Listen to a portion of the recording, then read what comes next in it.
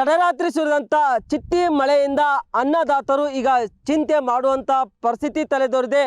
ಯಾದಗಿರಿ ಜಿಲ್ಲೆಯಲ್ಲಿ ಕಳೆದ ರಾತ್ರಿ ಭಾರೀ ಪ್ರಮಾಣದ ಮಳೆ ಸುರಿದ ಪರಿಣಾಮವಾಗಿ ಯಾದಗಿರಿ ತಾಲೂಕಿನ ಅಬ್ಬೆ, ತುಮಕೂರು, ಮುದ್ದಾಳ ಸೇರಿದಂತೆ ವಿವಿಧ ಭಾಗದಲ್ಲಿ ಅಪಾರ ಪ್ರಮಾಣದ ಭತ್ತದ ಬೆಳೆ ಈಗ ನೆಲ ಕಚ್ಚಿದೆ ಅಂತ ಹೇಳ್ಬೋದು. ಈಗಲೇ ಕಳೆದ 1.5 ತಿಂಗಳ ಹಿಂದೆ ಭಾರೀ ಪ್ರಮಾಣದ ಮಳೆ ಸುರಿದು ಅಪಾರ ಪ್ರಮಾಣದ ಬೆಳೆ ಹಾನಿಗೆ ರೈತರು ಒಳಗಾಗಿದ್ದರು. ಅದೇ ರೀತಿಯಾಗಿ ಭೀಮಾ ನದಿ ತೀರದ ರೈತರು ಕೂಡ ಸಂಕಷ್ಟಕ್ಕೆ, ಭೀಮಾ ನದಿ ಪ್ರವಾಹದಿಂದ ಸಂಕಷ್ಟಕ್ಕೆ ಸಿಕ್ಕಾಕೊಂಡಿದ್ದರು. ಈಗ ದೃಶ್ಯಗಳನ್ನು ತೋರಿಸುವಂಥ ಕೆಲಸ ಮಾಡ್ತಾ ಇದ್ದೀವಿ. ಈಗ ನಾವು ಕೂಡ ಯಾದಗಿರಿ ತಾಲೂಕಿನ ಅಬ್ಬೆ, ತುಮಕೂರು ಗ್ರಾಮದ ರೈತರ ಜಮೀನು ಪ್ರದೇಶದಲ್ಲಿದ್ದೀವಿ. ಖುದ್ದು ದೃಶ್ಯಗಳನ್ನು ಕೂಡ ನೋಡಬಹುದು. ಈಗ ದೃಶ್ಯಗಳನ್ನು ಏನಂತಂದರೆ, ರೈತರು ಪ್ರತಿ ಎಕರೆಗೆ ಸುಮಾರು 40,000 ರೂಪಾಯಿ ಖರ್ಚು ಮಾಡಿಕೊಂಡು ಭತ್ತದ ಬೆಳೆ ಬೆಳೆದಿದ್ದರು.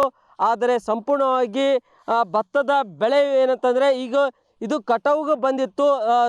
ಭತ್ತದ ಬೆಳೆಯು ಈಗ ತೆನೆಯನ್ನು ಉತ್ತಮವಾಗಿ ಕಟ್ಟಿದೆ, ಉತ್ತಮವಾಗಿ ಈ ಬಾರಿ ಫಸಲು ಬಂದಿದೆ. ಇಂಥ ಉತ್ತಮವಾಗಿ ಫಸಲು ಬಂದಂಥ ಭತ್ತದ ಬೆಳೆಯು ಈಗಲೇ ರೈತರು ಯಾದಗಿರಿ ಜಿಲ್ಲೆಯಲ್ಲಿ ಬಹುತೇಕವಾಗಿ ಕಟಾವು ಮಾಡುವಂಥ ಪ್ರಕ್ರಿಯೆ ಕೂಡ ಆರಂಭ ಮಾಡಿದ್ದಾರೆ. ಆದರೆ ದೀಪಾವಳಿ ಹಬ್ಬ ಹಿನ್ನೆಲೆಯಲ್ಲಿ ಹಬ್ಬವಾದ ನಂತರ ಕಟಾವು ಮಾಡಬೇಕೆಂದು ರೈತರು ಕೂಡ ಅಂದ್ಕೊಂಡಿದ್ರು. ಆದರೆ ಈಗ ತಡರಾತ್ರಿ ಸುರಿದಂಥ ಮಳೆಯಿಂದ ಈಗ ತೆನೆ ಕಟ್ಟಿದ ಭತ್ತದ ಬೆಳೆ ನಾವು ನೋಡ್ಬೋದು ಸಂಪೂರ್ಣವಾಗಿ ನೆಲ ಕಚ್ಚಿದೆ. ಸಾವಿರಾರು ಎಕರೆ ಪ್ರದೇಶದ ಭತ್ತದ ಬೆಳೆ ಈಗ ಸಂಪೂರ್ಣವಾಗಿ ಹಾನಿಯಾಗಿದೆ.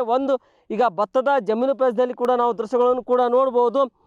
ಈಗ ಹೆಚ್ಚಿನ ಪ್ರಮಾಣದ ನೀರು ಕೂಡ ಹರಿದುಕೊಂಡು ಬರ್ತಾ ಇದೆ. ಹೀಗಾಗಿ ಇದೇ ತೆನೆ ಕಟ್ಟಿದಂಥದ್ದು ಭತ್ತದ ಬೆಳೆಯು ಈಗ ಇದೇ ನೀರಿನಲ್ಲಿ ಕೊಳೆತು ಹೋಗುವಂಥ ಆತಂಕ ರೈತರದ್ದಾಗಿದೆ. ಆದರೆ ಭೂಮಿಯನ್ನು, ಕೃಷಿಯನ್ನು ಲೀಸ್ ಪಡೆದುಕೊಂಡು ಮಾಡುವಂಥ ಅನ್ನದಾತರಿಗೆ ಈಗ ಗಾಯದ ಮೇಲೆ ಬರೆ ಎಳೆದಿದೆ. ಕಳೆದ 1.5 ತಿಂಗಳ ಹಿಂದೆ ಮಳೆ ಅಪಾರ ಪ್ರಮಾಣದ ಮಳೆಯಿಂದ ಬೆಳೆ ಹಾನಿಗೆ ಒಳಗಾಗಿದ್ದರು.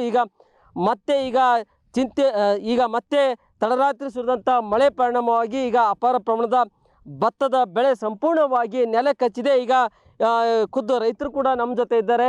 ಏನು ಹೇಳ್ತಾರೆ ಕೇಳೋಣ. ಈಗ ಬೆಳೆ ಈಗ ತಡರಾತ್ರಿ ಮಳೆ ಬಂತು, ಬೆಳೆ ಹಾನಿಯಾಗ್ಯದ. ಅಂದ್ರೆ ನೀವು ಭತ್ತ ಕಟಾವು ಮಾಡ್ಬೇಕಂದಿದ್ರಿ ಈಗ, ಯಾಕಂದ್ರೆ ತೆನೆಯೋದು ಚಂದ ಕಟ್ಟ್ಯಾದ ಸರ್. ನಮ್ಗೆ ರೈತರಿಗೆ ಭಾಳ ಕಷ್ಟ ಆಗ್ಯದ ಸರ್. ಹೊಳೆ ಬಂದು ಅಲ್ಲಿ ಲಾಸ್ ಆಗ್ಯದ ಸರ್. ಅಲ್ಲಿ ಒಂದು 20 ಎಕರೆ ಲಾಸ್ ಆಗ್ಯದ ಸರ್. ಈಗ ಇಲ್ಲಿ ಕಡೆಕಿದ್ದು ಏನೋ ಇದನ್ನಿಟ್ಟು ಕಾಪಾಡ್ಕೊಂಡು ಮಾಡಿದ್ವಿ ಸರ್. ಇದು ರಾತ್ರಿ 2 ದಿನ ಮಳೆ ಗಾಳಿ ಬಂದು ಭಾಳ ಹಾನಿ ಆಗ್ಯದ ಸರ್. ಇದು ಏನಾದರೂ ಗೋರ್ಮೆಂಟ್ಗೆ ಪರಿಹಾರ ಮಾಡಿರಿ ಸರ್.